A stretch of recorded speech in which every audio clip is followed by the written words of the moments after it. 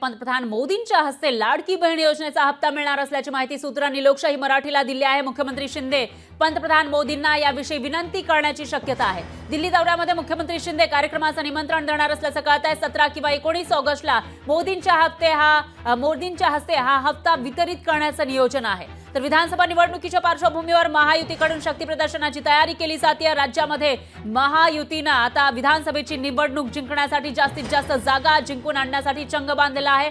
पुरेपूर प्रयत्न करताना दिसतात आणि त्याच पार्श्वभूमीवर मुख्यमंत्री लाडकी बहीण योजना ही घोषित झाली आहे। येणाऱ्या रक्षाबंधनच्या आधी राज्यातील महिलांना याचा हप्ता दिला जाणार आहे। मात्र देशाचे पंतप्रधान मोदी यांच्या हस्ते लाडकी बहीण योजनेचा हप्ता मिळणार असल्याची माहिती सूत्रांनी लोकशाही मराठीला दिली आहे। तर मुख्यमंत्री शिंदे हे दिल्ली दौऱ्यावर असताना पंतप्रधान मोदींना याविषयी विनंती करण्याची शक्यता आहे। त्यामुळे येणाऱ्या 17 किंवा 19 ऑगस्टला मोदींच्या हस्ते लाडकी बहीण योजनेचा हप्ता वितरित करण्याचं नियोजन असल्याची माहिती आहे।